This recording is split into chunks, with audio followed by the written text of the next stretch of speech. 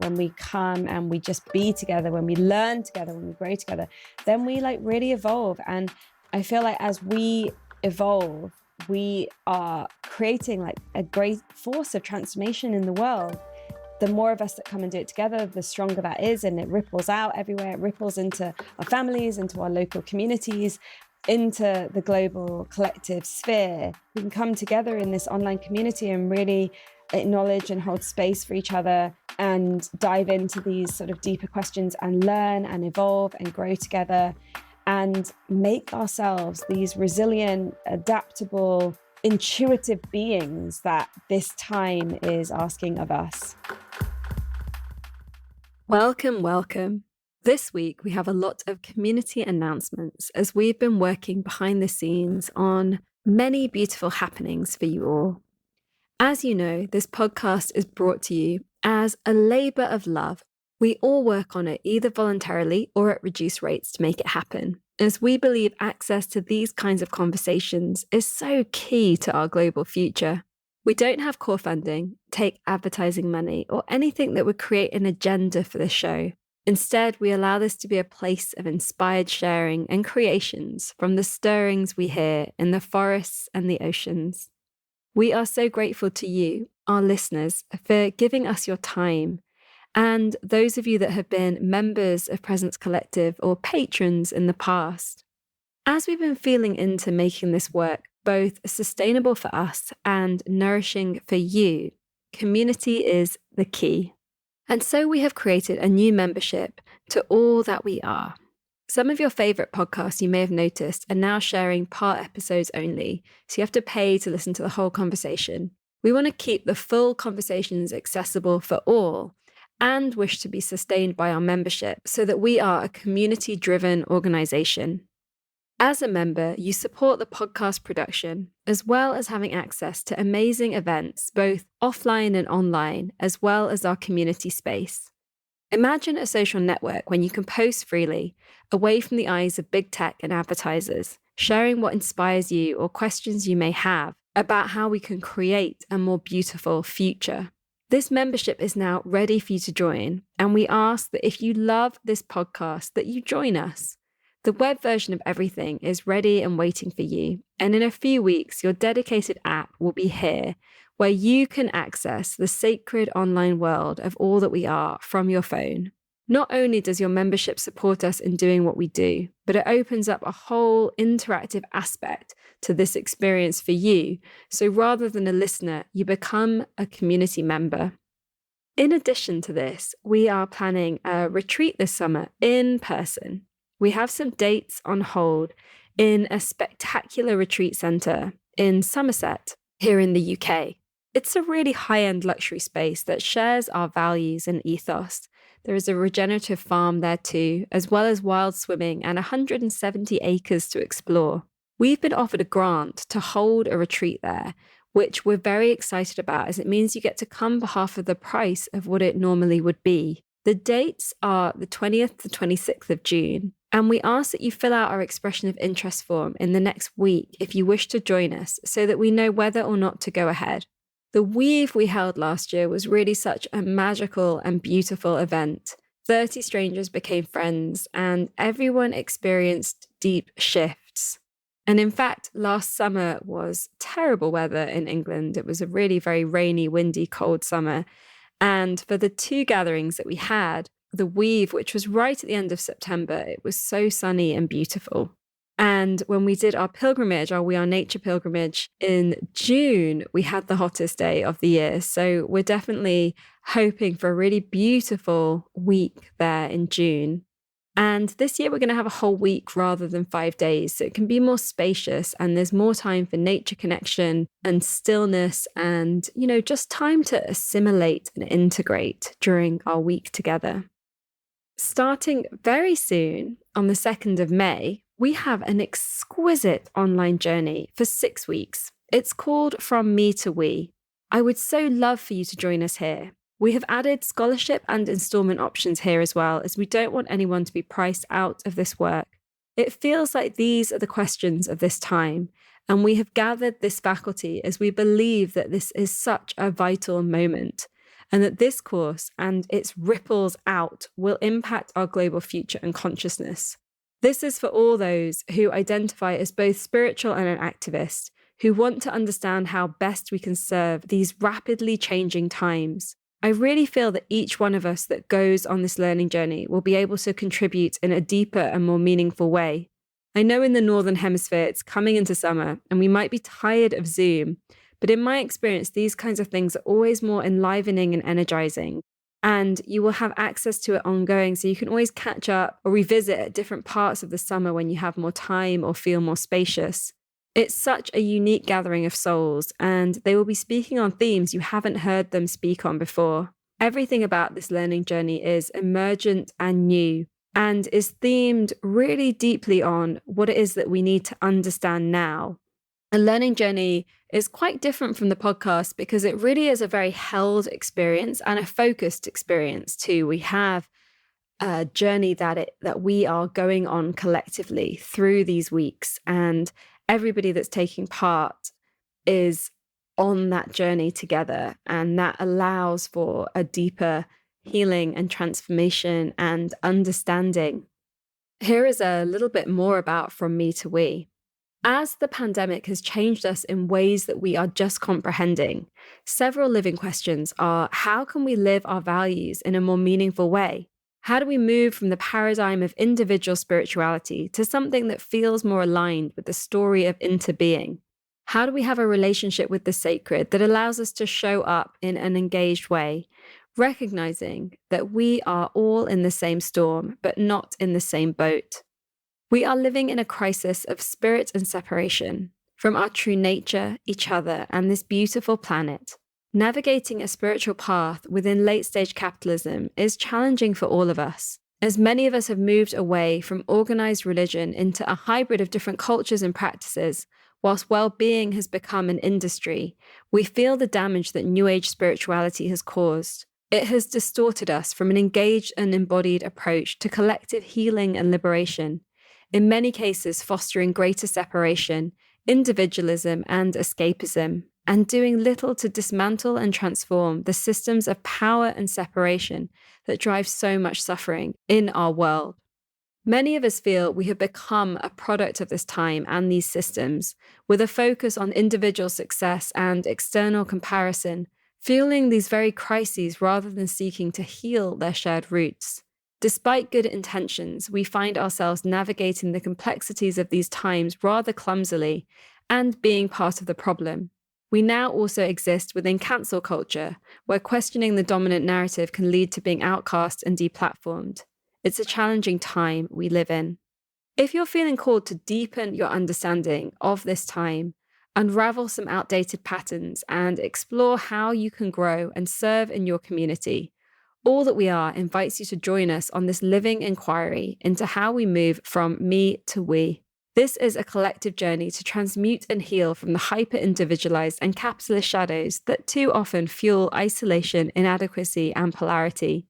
Our deepest intention is to create space to discover and embody a spirituality of belonging, wholeness, and action, to live a we that is both more inclusive and expansive in these divided times, and in deeper relation with the more than human world.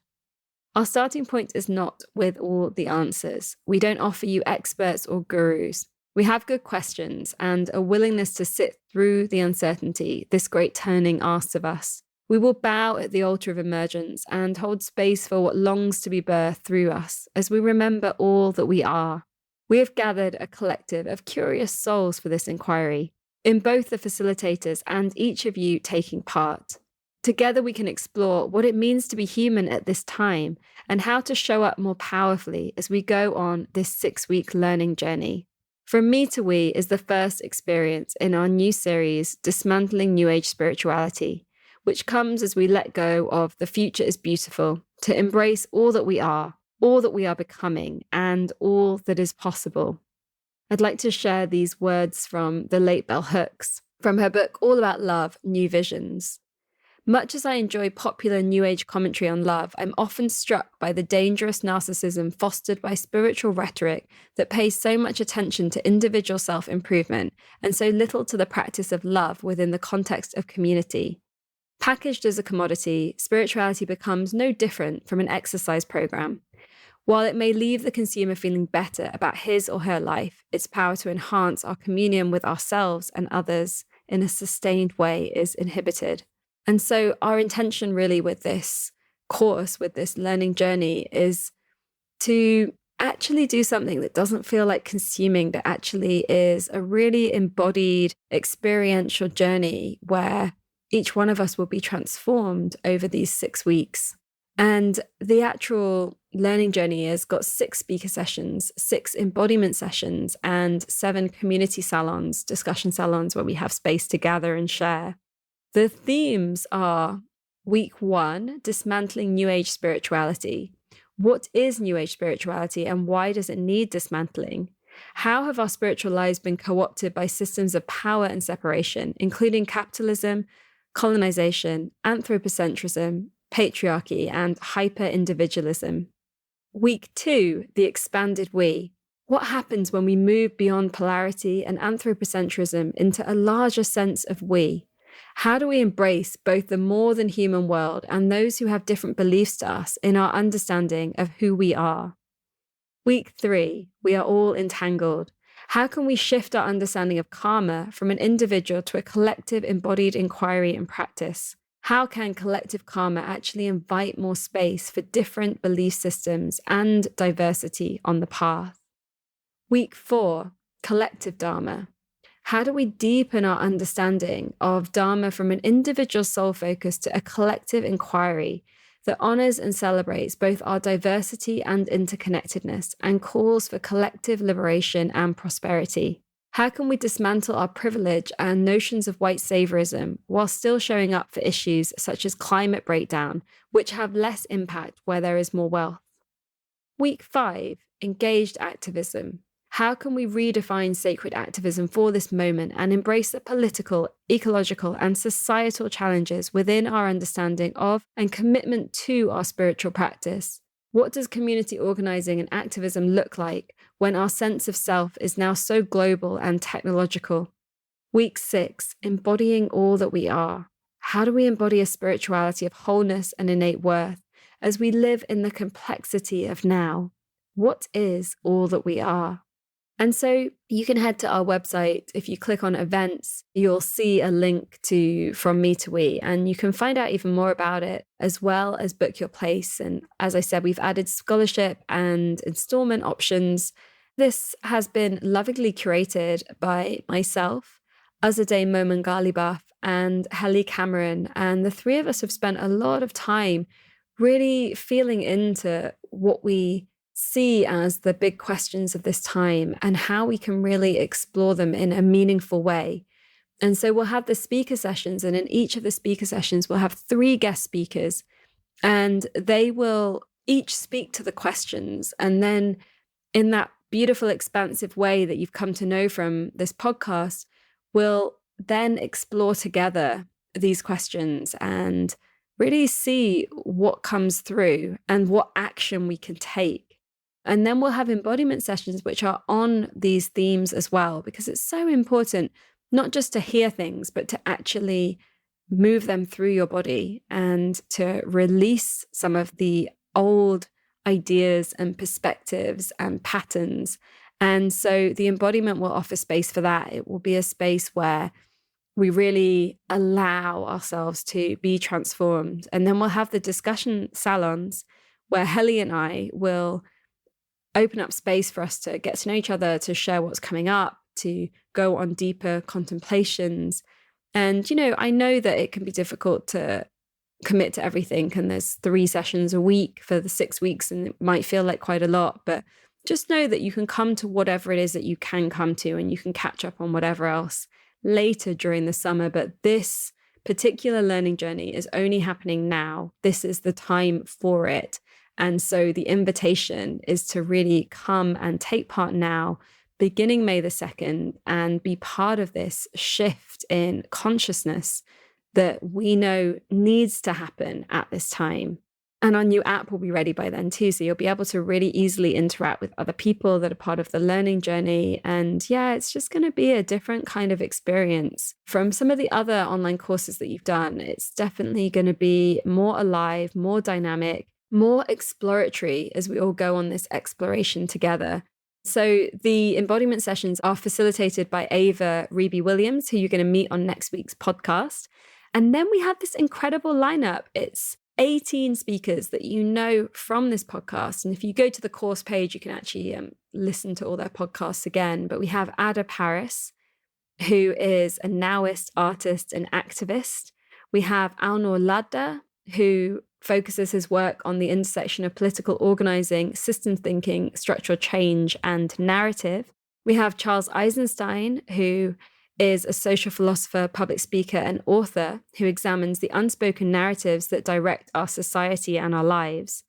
We have Claire Dubois, the founder of Tree Sisters, a global charity spanning multiple countries that has collectively funded the planting of over 15 million trees. We have Erin Dixon, who walks with vision and all of life in mind, sharing her heritage and love for collective intelligence, Indigenous science, and living systems transformation. We have Reverend Jen Bailey, who's an ordained minister, public theologian, and a leader in the multi-faith movement for justice. We have Jeremy Lent, who's been described by George Monbiot as one of the greatest thinkers of our age. He's an author and speaker whose work investigates the underlying causes of our civilization's existential crisis and explores pathways towards a life-affirming future. We have Jyoti Ma has cultivated projects that demonstrate ways of life that honor the earth and all peoples. As the grandmother vision keeper of the Center for Sacred Studies, she co-founded spiritual communities as well as convened the International Council of the 13 Indigenous Grandmothers. We have Matt McCartney, founder of Embercoom, writer, speaker, leadership consultant, eco-peace activist, and spiritual journeyman. We have Nazreen Sheikh, an international speaker and advocate for global human rights. She escaped forced marriage and modern-day slavery and is now an activist and the founder of Empowerment Collective. We have Brother Phap Lin, who is known as Brother Spirit. He's a Zen Buddhist monk, musician, and seeker. He's part of the Plum Village tradition with Thich Nhat Hanh, who recently passed away. He's the co-founder of the Wake Up movement for young people within that space. We have Nina Simons, award-winning social entrepreneur and visionary thinker who co-founded Bioneers and is also an author. We have Richard Rudd, the international teacher, mystic, and poet, and creator of the Gene Keys. We have Sally Kempton, a widely respected teacher of meditation and spiritual wisdom, an author who spent 20 years as a Swami in the Vedic tradition. We have Samantha Roddick, an activist, artist, was the founder of Coco de Mer, the daughter of Vanita and Gordon Roddick, who founded The Body Shop, the first ethical business of such a scale. And she is now running the Roddick Foundation. We have Swati Martin, a recognized leader, influence, and tastemaker in Africa. She is a multi-award winning entrepreneur, and she's the founder of Tunche Global Consciousness Summit. We have Tiokasin Ghost Horse, who is an international speaker on peace, Indigenous, and Mother Earth perspective, who is a musician and actually has been studying New Age spirituality for over 20 years. We have Umadins Motuli, who is a yoga therapist with a special expertise in yoga therapy for women's health. She's the author of Yoni Shakti and Nidra Shakti and is co-founder of the Yoga Nidra Network. And so you can see this is not just anyone. This is a lineup of incredible people, and they are going to be gathered all at the same time to share with us to those very themes and those very, very questions. And so please don't miss this one. Come and join us in this journey from me to we, because this is a journey that we need to go on collectively. In this episode, I am interviewed by our team member and a dear friend of mine, Helly Cameron. Helly weaves her love of our beautiful earth, heart expansion, and embodied exploration into everything she does, sharing nature-inspired practices, bringing people together in community, and curating the Mind, Body, Soul area for Noisily Festival. With a background in sustainability, she is excited to be co-creating and exploring soft, deep-rooted ways of being that receive, celebrate, and empower all hearts in this collective remembering of all that we are. Ellie helps curate our courses, workshops, and events within all that we are, and is excited to grow, share, and feel into the beautiful pulse and flow of our incredible living network. She shares these words from Robin Wall Kimmerer. We are showered every day with gifts, but they are not meant for us to keep. Their life is in their movement, the inhale and the exhale of our shared breath. Our work and our joy is to pass along the gift and to trust that what we put into the universe will always come back. In this conversation entitled From Me to We, an invitation into transformative community, we speak to the question, how can we reimagine and redesign online community to serve the future of our wildest dreams? I hope that you enjoy this conversation, and I look forward to weaving with you in one of our community spaces very soon.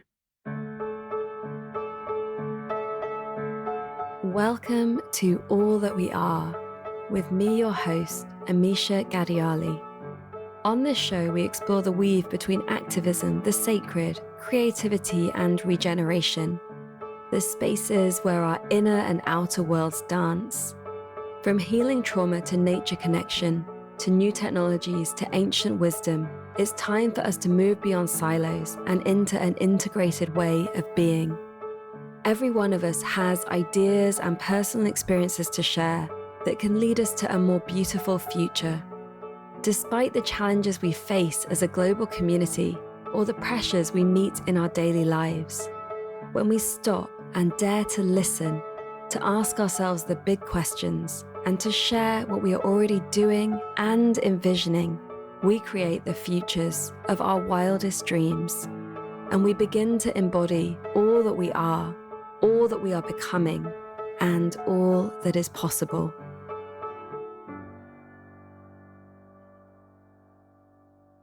Well, it's an exciting honor to have the opportunity to interview you. Normally you're on the other end of things. So I guess a good place to start would be to feel into what was the seed for the evolution from The Future is Beautiful into From Me to We. How did it all start for you? It's been a really amazing journey, Helly, to be with you this past year. And we collaborated on the We Are Nature event last summer. And so really for the last year, we've been working together and then on the weave. And I've shared before that it's sort of been like tugging on me, this sort of notion of the future is beautiful. And perhaps it just felt like a name that never really suited me and suited the work that we were doing. There was something about it a long time ago that resonated. I feel like when I first used that name, it was 2015. The world feels like it's changed so much and it's changing so rapidly.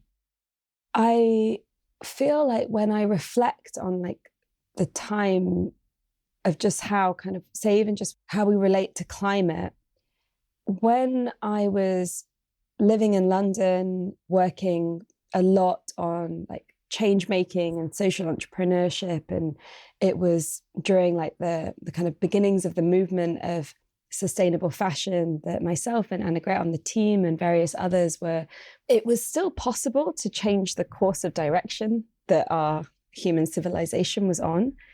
So there was space for this kind of utopian thinking and space for this idea that, you know, it can be beautiful.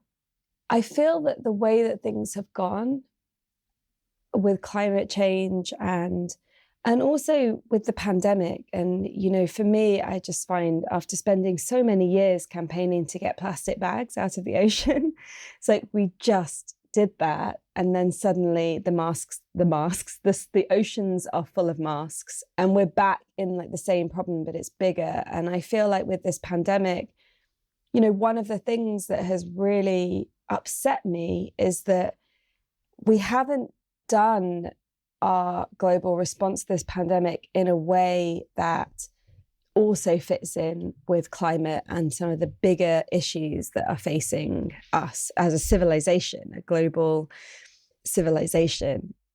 I find that really shocking, quite hard to digest. And we've seen from the pandemic that the world can shut down, that all those planes don't need to fly, that people can stay home. And yet it's happened in a way where so many people have made a lot of money during this pandemic, while so many others have suffered. Like that 1% has really gained more wealth and power. And all of these tests that were made were designed without recyclableness to them. All of these lateral flow tests, surely they could have been made in a different way, made out of a different material, packaged differently. But no, they were made in this way where they just all go to landfill. And there's been so many of them.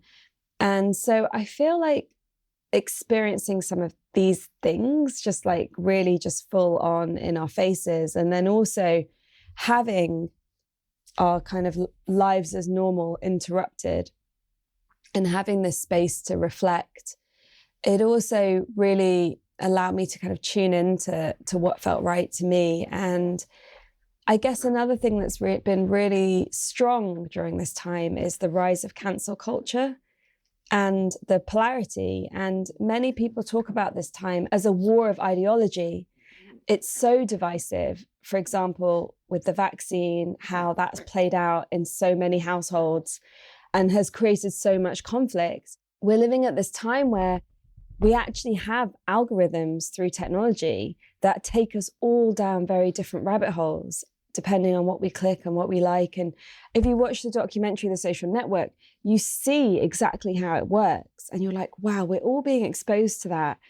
So many of us during this pandemic have spent more time on our computers, on our technology. For me, I barely watched TV before the pandemic. There was a few programs that I watched every now and then. At some point in 2021, I think I had COVID. We didn't have tests at that point. I had a really nasty flu. And then I started watching stuff. And then I realized that throughout 2021, I probably watched more TV than I had watched in like the 10 years added up before that. And so we can kind of see that something's happening to our minds and our consciousness that's different. Living in this time of great polarity and this time where we're kind of being played off against each other, and we always have been. That's part of power structures. It's there in colonialism. I don't know, when I was young at school, we were told to go off and divide and conquer. And it wasn't until I was older that I kind of understood what that actually meant and how that played out in India, for example, and how that's still playing out in India from the British tactic of divide and conquer. And so that exists within our system and it exists within our society. And it's really very strong right now, this thing around ideologies. And within that, we need spaces where we can ask good questions. We need spaces where we can embrace everything and where we can all feel welcome, where we can also sit with like not really knowing exactly what's going on during this time. And it's really interesting how certain people feel like they exactly know like what's going on and like what needs to be done. And everyone that doesn't believe with them is stupid and is dangerous. And, all of these kinds of names and strong sentiments that get thrown out. I'm really curious as to like, what if we approach this time in a space of that not knowing, like something is happening and it's really intense. What happens when we kind of go more inwards with it and we try and like listen to our intuition and we allow ourselves to be like much more open? Because I really feel that this time that we're in is all about our ability to adapt. And we have to be resilient. We need to be able to adapt really rapidly during this time that we are in. And we need to keep ourselves really open, keep ourselves able to see things differently and to kind of acknowledge that we don't yet have all the answers. I was listening to a podcast. I don't remember which one it was because I was driving a lot and listening to several. But there was something on it about how the person who said, if we wash our hands before delivering babies as doctors, we'll cause less deaths. he was put in an institution, beaten, and died of sepsis for saying we need to wash our hands before we deliver babies. And then, of course, now you look at it and it's like, of course you wash your hands before you deliver a baby.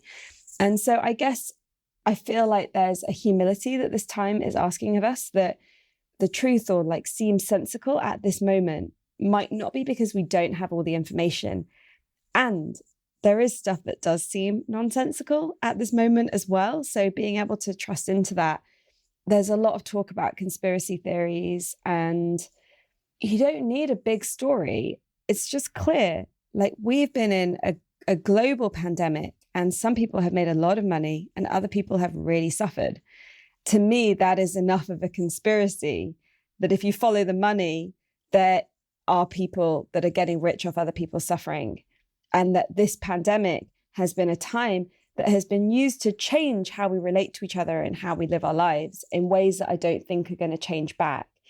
You know, as we went on this process to find a new name, which, Helly, you were very much part of, it was really interesting. It was interesting because so many words are owned now.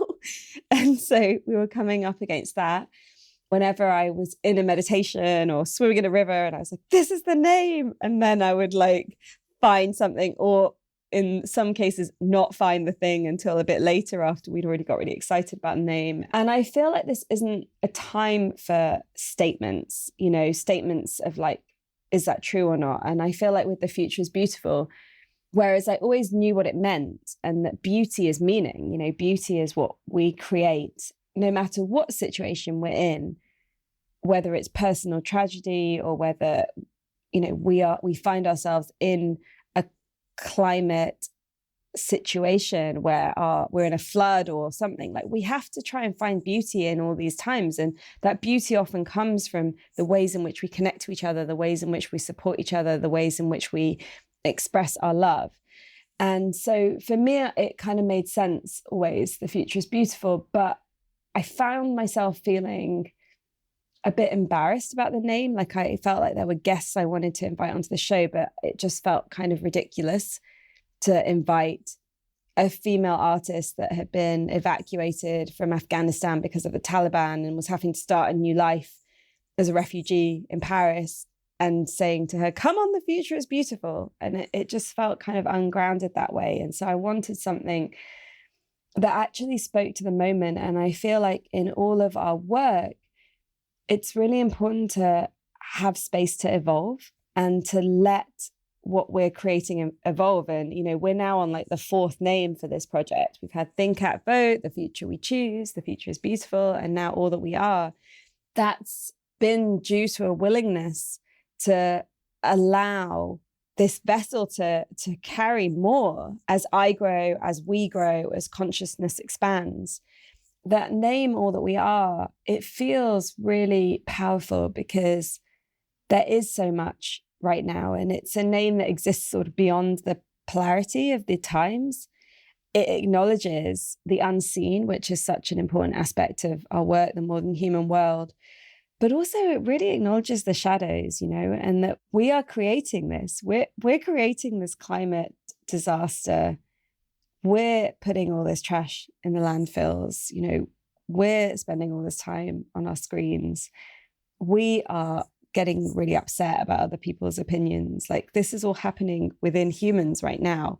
And so having space to also acknowledge that felt important. But going on that journey from me to we is such an important part of our journey at this time, especially in light of the pandemic and the ways that it's made us more insular.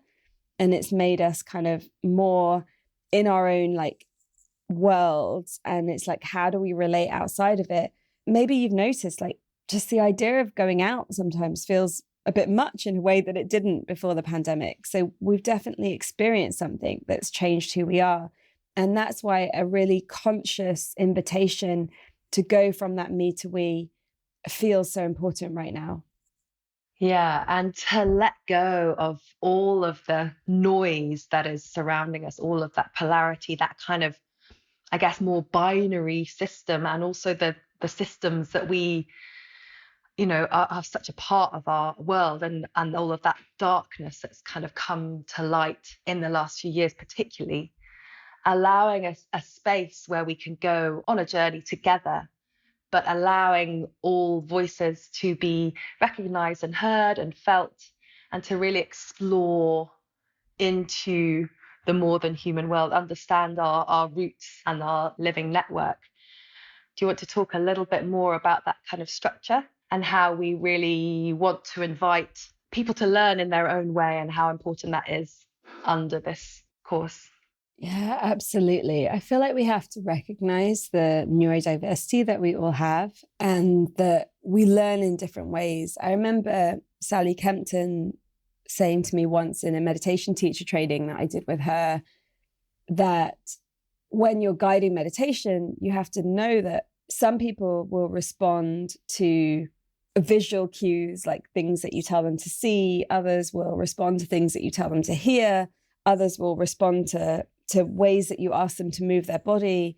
That we're all different in that way, and that actually having that diversity in what we offer is so important. And for me, what I love about this learning journey that we're going on, an online course, if you like, but I feel like it's so much more than that, because when we enter into these spaces together with intention, just by saying yes and kind of stepping into that field, like, it does something in our consciousness and it invites something in. And then obviously attending the actual sessions does something else. But the speaker sessions, I feel, are really unique because we've reached out to 18 people, and they all people that have been on the podcast before. They're some of our most loved and treasured guests. They're some of the guests that people often say that they feel the most moved by hearing. I really like what happens when you put people together, like with a question, and then you allow a conversation to emerge between them. And so what this means is that every session will be completely unique. Those three people will have never spoken together on that theme. And the way that the session is going to be is it will be a very interwoven conversation. Maybe some of you came to the lives that we did in 2020 during the first lockdown.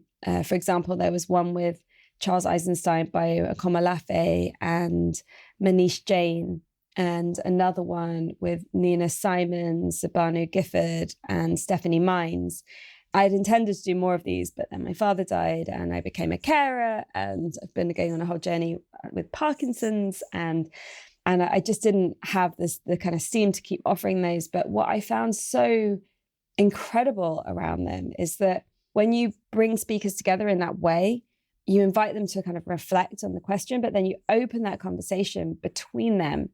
They find that they say new things, they say different things. Like, it really is a space of emergence where something else can open up that hasn't existed before. And so it's not just that speaker kind of doing their normal talk, and it's not like they're experts on these particular questions. They've all jumped in and said, yes, what brilliant questions, like, let's go on this journey and explore it together.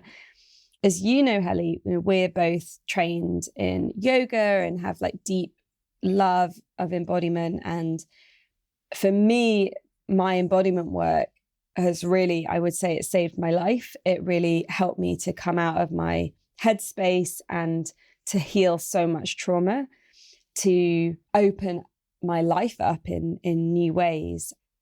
We wanted there to be a space of embodiment, and it not just to be this kind of extra kind of add-on, but it really to be core to the experience. We invited Ava Ruby Williams, who you'll all get to know next week on the podcast. She'll be sharing more about her work and her life and her perspectives. I was lucky, along with Azadeh, to do a course on conscious activism with Ava that was held by the Empowerment Project. And it was for people of color to come together and explore activism and decolonization from that space of embodiment. I just thought Ava was brilliant. You and I at one point were going to offer the embodiment sessions, and then it was like, no, let's bring her in and let's experience her magic and see how she interacts with the themes and with the questions. As we hear the words, the way that I intend to host those speaker sessions is very much as an energetic experience. So it won't just be words going into the brain, but it will be like an experience of a deep listening in every cell of the body that has that potential to energetically shift who we are as we listen. And then in the embodiment, we get to really go deep with that and really move energy and open up capacity in ourselves in new ways. And that Ava will then have this resource that she's created for us, and we'll be able to come back to it. So during this 6 weeks, yes, like attending those sessions, but then there's such big themes and there's such big questions of the time. How incredible to then be able to get back on your mat again and again and like work that through your body and be in that space of a dynamic healing transformation process with these themes. And then you and I are going to host the discussion salons, because it's so important to have space to connect during times like this. And I really feel like with the podcast, it's very one directional. It's me and a guest, and there's so many people listening, and I feel you all. You know, I do this in relationship with you, and yet you're not there, and yet you don't tell me what's happening for you. And so creating community spaces such as with our membership in the app, but in this learning journey, to have a space where we can come together, where we can have an opening ceremony, a closing ceremony, we can meet each other, we can share, we can create community, we can know that we're not alone in asking these questions, and we have space for the wisdom of everyone that's present to share their reflections, to share their questions, for us to explore deeper, to do group work so that we can connect in with each other more, and contemplation questions. This whole learning journey, you know, I have been very lucky to have studied a lot, to have gone on so many incredible retreats in different ways with different teachers in different places. I feel like when we're doing these things online, that we have to bring as much of that energy into the space, so that it's not just like, oh, I just pop this on whilst I'm sending some emails, but like we kind of create this really beautiful thing. And then also recognizing that it is this time where things have opened up a bit more, and maybe there's not that desire to be on Zoom as much, especially if you're in the Northern Hemisphere, the sun is starting to shine a bit more. I kind of acknowledge that timing wise, it might not be the greatest invitation to spend 3 sessions a week on Zoom, but that's all good. Like, you know, I feel really open for people to come to what they can and refer back to things later. And, you know, also for time zones, like I know it's not amazing for everyone in every time zone, and we've put different sessions at different times of the day. Some are a bit more Asia friendly, for example, and some are a bit more West Coast friendly, and kind of everything works for England and Europe, but also depending on people's work schedules and all of that.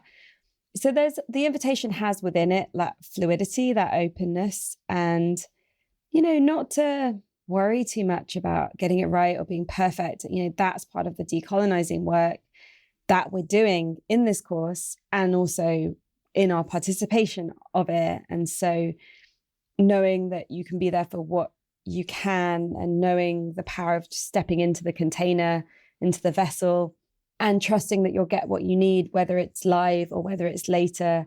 For us, we didn't want to offer this like too much later into the summer, because we know that people will be away and camping and doing all of that. You know, wanted really this to exist so that we can kind of take it into our summers with us and really experience the we in our lives.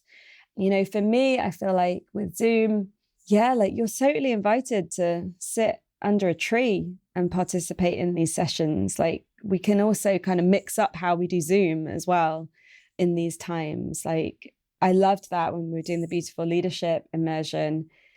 Melanie, beautiful woman from California, was participating, and she was always like under a tree. It was the morning in California when we were meeting, and so she was just there. And I feel like, yeah, we can do that more. And what's amazing about these online spaces is that we can gather in this way. Like we would not be able to get these facilitators to come together for an in-person experience. The facilitators are joining us from different parts of the world, and all of the facilitators are incredible. They are deep teachers. They are devoted to this path of creating a more beautiful world. And they are people that really, really inspire me. And so, yeah, I really invite everyone to come and be part of this experience with us, and not to kind of do that, oh, the next one kind of thing. You know, this is the one. I never know if there's going to be a next one of anything, because the way that we work is so emergent and things are always moving and shifting. I know that this particular faculty will not gather again. You know, as you know, Helly, curating it was quite a journey, and working with everyone's schedules and allowing each session to kind of fill in the way in which it did, and bringing that diversity to it.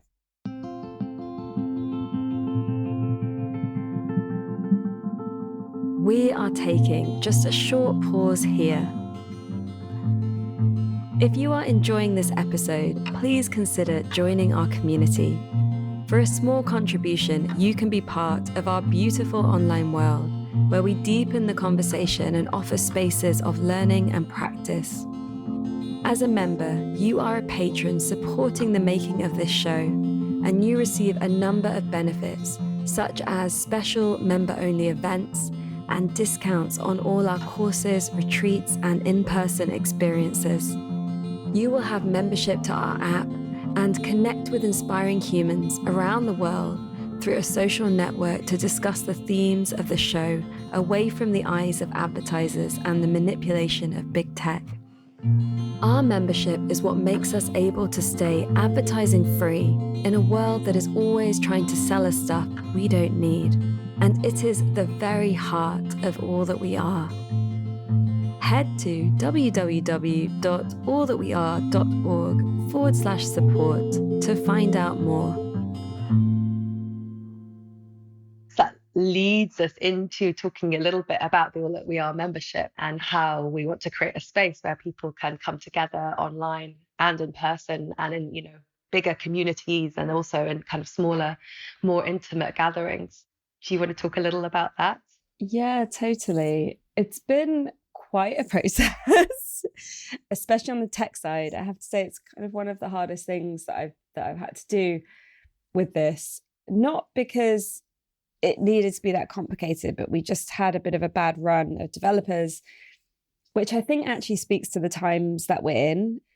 You know, I've been talking a lot to the community, and they were like, yes, we want this. And so I was like, okay, I'm going to make it happen. And the developer, sadly, that we brought in, something happened in his life. I'm still not sure what it was, and then we had another developer, and there were some issues there. And then I've had to bring in a third developer who's been brilliant, but it's also, we've been trying to fix something that's been made by somebody that we can't contact. So it's just been this whole thing. And I've kind of had to take the reins of it back and bring back my tech brain. One thing that I was some years ago was the co-founder of a tech startup called Provenance, which still exists. And learn something new. Yeah, I spent a year with this startup working on creating this technology platform. And so I've always built all my own websites. I'm kind of able to do that. But with this project, I was also trying to step back from some of those things and allow others to take the reins. And it just meant that it's kind of all been a little bit of a mess, but we are so nearly there. The membership is open to join. And I feel that it's really important to have these spaces where we're really kind of investing in our growth and in our evolution and in that community. And I know for a lot of people in their physical community around them, maybe people aren't talking about these same kind of things. And so creating that global community where we can all learn from each other and have these experiences together is really important. And it's definitely sustained me so many times throughout my life to be able to tap in that way. with the podcast being, that one-way thing to kind of create the membership that's really about a thriving space where people can connect together feels really, really, really important.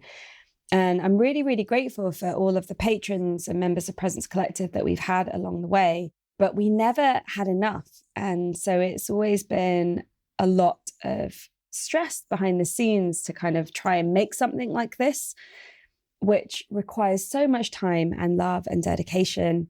And because we're doing it so values-led, we don't have access to ways that would make it easier, I suppose. We could easily get some advertising, but then it would feel like the energy would be wrong. Even if it was aligned brands, it still feels like then suddenly we're a sales tool rather than a deep space of connection and inquiry. And so for me, it's been really important to not go down that route. And then I created Presence Collective, which was also partly because I didn't resonate fully with the name The Future is Beautiful. And I wanted to create this space of care and practice where we could really come together and meet each other. And it was amazing, because I started it in 2019, and then kind of having that space during the pandemic and being able to come together in these circles and have these dance parties and to really kind of share how we were going on. And it really felt like a lot of us got to know each other really, really well. So I felt like, okay, how can I create something that is really just like, if you love this podcast, if this podcast has helped you in any way, if it shifted your perspective or shifted your life, then come and be a member. So we're combining the patrons and Presence Collective into membership. So there's just one thing that we're asking you as part of our community to join, and that is the membership. And it's £30 a month, or you can kind of join for a year and get 2 months free. You're a patron, you're supporting this work by being a member.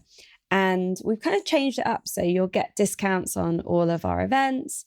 You get access to a social network. And I know that in a way we all want to spend less time online, but it's not going to happen because we are addicted to online. And also online is very helpful. It feeds us, it inspires us. I find out about so many incredible things from the time that I spend on social media, but I am tired of that being owned and stalked and sold in the ways that it is by the corporations now that own all these platforms. And so how incredible to create an online space just for this community where we can come together, where you're not going to have your posts banned or shown as breaking kind of rules or being false information. I saw something on Instagram where someone had posted about some herb. I think it might have even been lavender. And then there was a thing that came up saying false information. Everyone knows that lavender helps you relax, and it's a calming gift from Mother Nature. So it just feels like it's got really tiring, and the algorithms and playing to the algorithms and living our lives in what the algorithms want to show us. And so what my vision is for the All That We Are membership, we've created an app, so it will be there on your home screens very soon, is that when you press this app, it won't be like Instagram. You won't go on this crazy rabbit hole. You don't know where it's going to take you. It's going to be a space where really beautiful humans that are really connected to their souls and that want to make the world a more beautiful place, and that are not afraid to ask difficult questions, and that are trying to make sense of what's happening. It will be a space where they gather, and it will be a space where they share links or they ask questions. And we can really connect in this way that feels really nourishing. And I feel like that's such a powerful invitation to replace that kind of Instagram algorithm, advertising rabbit hole with something really nourishing. That's the beauty of it, a space where we're all voices are valued. We will be the product of our community and actually be able to have those conversations freely without that sense of self-editing or that sense of almost moving into the kind of nervous system and being kind of worried about how people are going to respond when we're actually just all feeling through this together, and there is no, right and wrong. It is definitely people specific. Yeah, totally. that invitation is really there to come and be part of it. And so many beautiful things have happened because of that membership space. You and I reconnected, having known each other for, I don't know, almost 20 years, but not spent much time together. And sort of through the membership, you joining the membership, we got more connected and we started to spend more time together. And then all of this collaboration has evolved. There are 2 members that have bought land in Costa Rica in the same community. And that happened through somebody saying, does anyone know anything about some interesting kind of community living projects and around the world? And I'm looking, I want to create something for my future, for my family. And then somebody else was like, oh, well, I'm involved in this one. And lots of phone calls happened. And then, this beautiful thing happened. There are 2 women that live in a house together in Finsbury Park, and they met through the membership. And they'd both been listening to the podcast and enjoying that way. And now they have this beautiful house. I went to their housewarming, and it may even be a space that we do some little gatherings for All That We Are. So incredible things happen when we connect. And I feel like the tone and the nature of the conversations and the way that we relate on All That We Are, it does really bring incredible people. And it's such a joy to get to weave with them. And so with the membership as well, we're offering discounts, we'll offer meditations. There's the whole video access to all of the workshops that were created for Presence Collective, which are on all kinds of amazing themes. There's kind of learning to meditate, there's how to work with eco-anxiety, there's how to live more in flow, there's how to trust your intuition. There's all these kind of like really amazing workshops. And then every month we'll be adding new things. So there's the tree whispers going in there. And then we're going to do more workshops with our guests and community. And so people that you know and love from the podcast, or people that are part of the community that can offer workshops similar to what we did in the Weave, where we opened up space and we allowed all of the wonderful participants to share. So getting to do workshops, for example, Barbara and Fran that offered an amazing workshop at the Weave on like shadows and fear and forgiveness. And so, I'm really excited to invite them to come and host a members event. We're going to create more and have these opportunities to weave and to grow together. I really feel that our healing and our growth and our evolution, it doesn't happen on its own. I could be just going on this journey myself, like reading the books of everyone that's on the podcast, or like connecting with them privately and going on walks with them. But I really feel to offer this podcast and offer it for free and make it accessible to the whole world, because I feel like if I have these questions and I have access to these people and can create this, then I want to share it. And I want other people to come on this journey with me, because I know that it's healing for them as well. And that then we all grow together, and that we open up this space. And that quote of Bell Hooks, which we have shared in the From Me to We, it really speaks to me of like why this is also important. She says in her book, All About Love, New Visions, it's an incredible book, much as I enjoy popular New Age commentary on love, I'm often struck by the dangerous narcissism fostered by spiritual rhetoric that pays so much attention to individual self-improvement and so little to the practice of love within the context of community. Packaged as a commodity, New Age spirituality becomes no different from an exercise program. While it may leave the consumer feeling better about his or her life, its power to enhance our communion with ourselves and others in a sustained way is inhibited.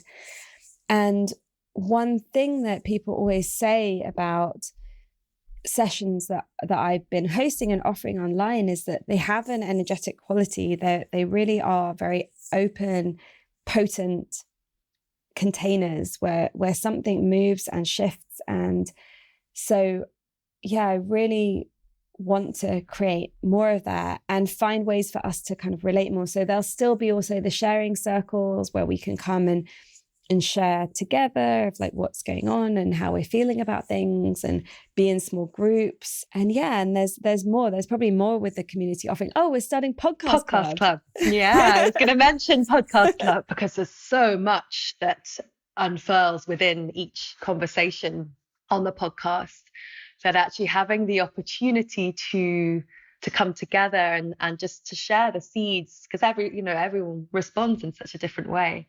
To have the opportunity to do that together, I think will be add a really beautiful depth to the journey that we're all on within the All That We Are community. And I love the idea that there's going to be a space for people to come together and share like how podcast episodes have moved them. You know, the way that the podcast is, it's not something where we get loads of comments, and it's not something where loads of people write in. And I'm okay with that. I'm happy about that, because I feel like the reason that is because the episodes move us all so deeply. You don't have like a kind of comment after it. Yeah. It's a feeling, really. Yeah. And so it's only when I kind of see people bump into them and then they say, oh my gosh, this, or like, it's really interesting when asking people to share like what episodes have moved them, and then you hear, and I feel like, wow, creating this space where we can come together and share how we felt about the podcast. And I'm actually not going to host that space. And so Charlie from our team is going to host some of them. Maybe you're going to host some of them. Maybe other members will come and host them, so that it's just a real space where you can discuss kind of what you've heard, what you agree with, what you don't agree with, what really inspired you, like what kind of challenged you, and kind of talk to others in that experience. I think that's going to be a really powerful offering. I guess also coupled with the opportunities of coming together in person, having that balance. I think we really felt that at the Weave in the summer, bringing everyone together in person. You can't ever really replace that kind of energy field of coming together in community and just spending time together without, necessarily a set agenda. Just again, that feeling of being held in community, feeling into that dynamic, having the balance of the two.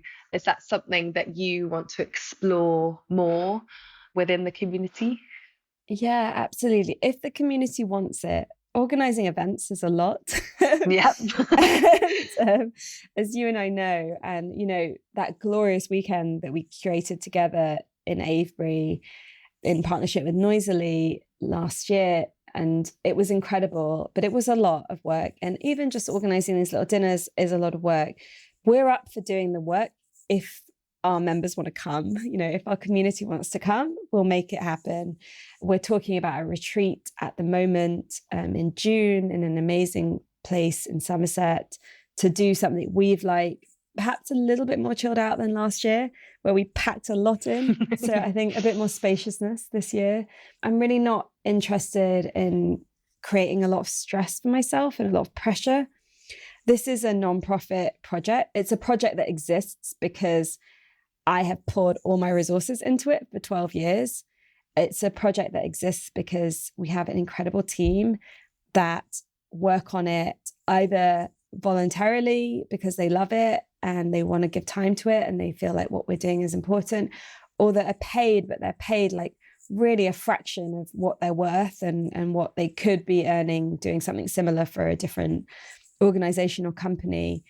I really want All That We Are to be a place where everyone that's working on it is really nourished and valued and supported. And so that's why it has to all be in relationship with all of you and all that you are, all of you that are listening, that are part of this community, that are interested in these conversations. The more that you want to gather in person, the more we will make it happen. The more that you want to gather online, that's going to be there, and that's a stable thing that we want to offer, because I feel like the online spaces aren't going away, and they are very convenient. They're much easier for mothers, for people with disabilities, for people that are still at high risk of the virus and can't leave. Even just for me, energetically, I can offer more if I'm offering it in that way, have more capacity. And also we don't have big overheads for that as well. So we can be more experimental. The vision for All That We Are, it's we, it's not me, it's all of us. And so there's really that vision to come and be part of it, to keep being a member, to keep showing up, to know that you're supporting us, you're supporting this work, and to come and to share in those experiences. Because when we do those things together, when we come and we just be together, when we learn together, when we grow together, then we really evolve. And I feel like as we evolve, we are creating like a great force of transformation in the world. The more of us that come and do it together, the stronger that is, and it ripples out everywhere. It ripples into our families, into our local communities, into the global collective sphere. And that's why us coming and embodying all that we are is just such a powerful invitation. And I really invite all of you that listen to come and also not to be scared as well. Like, I know that sometimes people don't come to things because they feel intimidated by them, or like, what do I have to offer? And, you know, in my leadership work, I do the one-to-one leadership mentoring. So much of it is about worth and self-doubt and not feeling good enough to come and be part of these spaces. And I just want to tell everyone that's listening today that you are good enough, and that what you have inside of you is needed in this world. And we need you to come and be part of this, where we can all come together and really inspire each other and hold each other and share our gifts. We need you to believe in what you have to offer this world. That's really at the heart of everything that we do and that we offer. And it's the big why behind all of this. You know, it all comes down to that question: how can you vision a world that's different than this, and how can we co-create it? And that involves all of us believing in that. And that was the thing that I found the most interesting when I started this 12 years ago, was that people were scared to kind of commit to a vision because they were like, who am I to have it? And it's like, if it's not us, then who is it? Like, it is us. It's only us.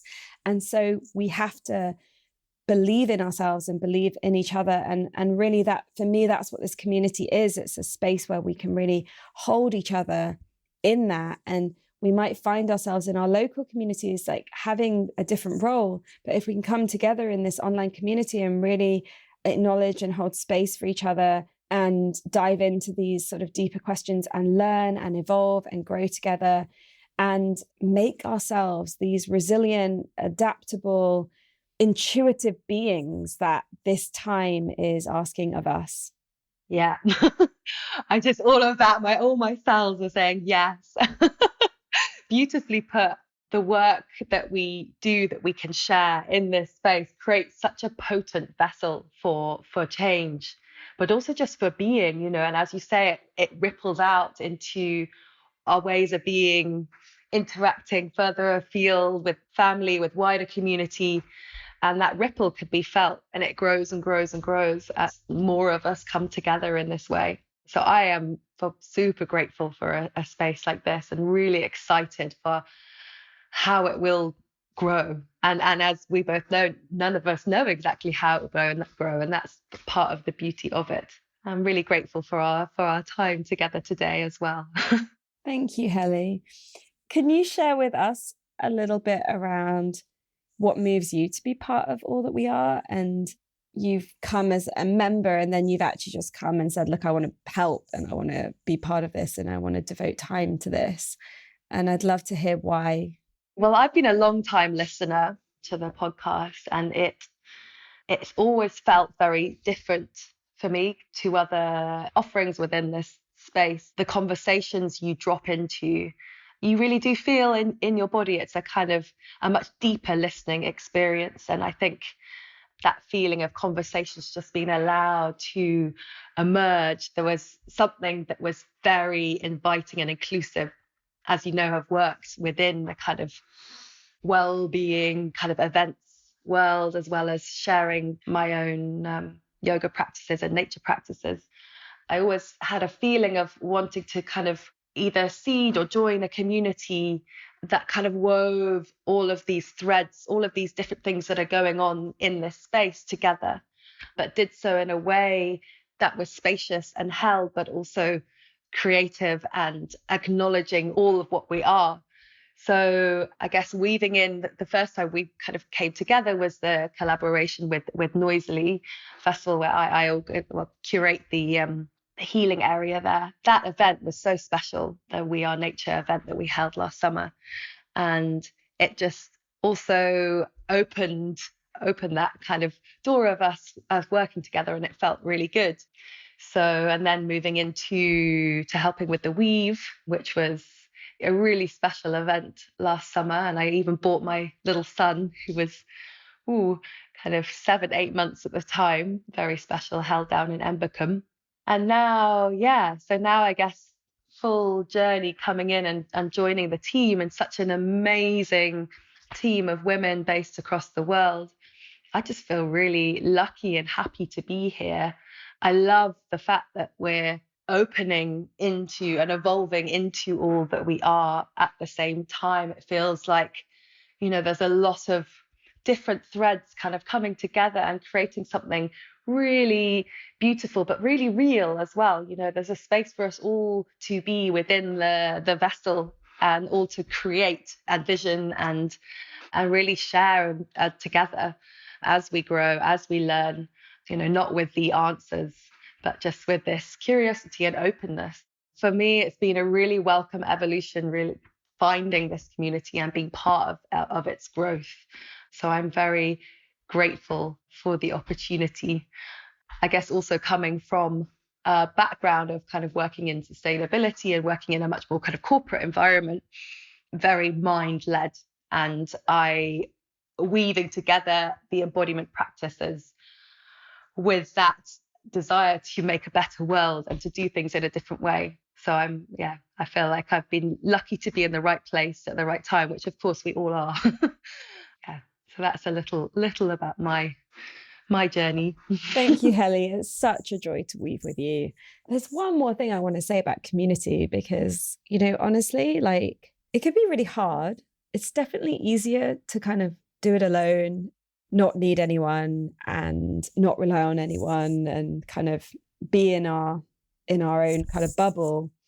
When we're in community spaces, we trigger each other a bit more. There's a bit more friction. It's like we have to kind of adapt for each other, and we have to hold space for each other in a different way. And so much of it can be inspiring and beautiful and powerful, and other bits of it can really hit our growth edges. And, we can take things personally, or we can feel rejected, or we can feel that we're not welcome or we don't belong. All of these different things that can come up in that space. And I also want to acknowledge that even happens in online spaces too. And so the invitation really is to come and be with all of that, be with all that we are, be in that space. And as I said at the beginning, this is a war of ideology that we're in.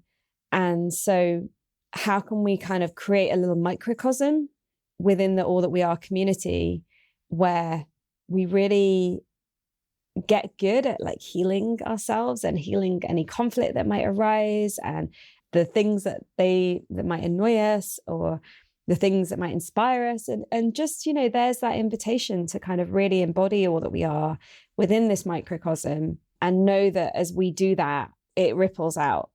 A beautiful invitation to heal individually and collectively, and know that we could do this work together.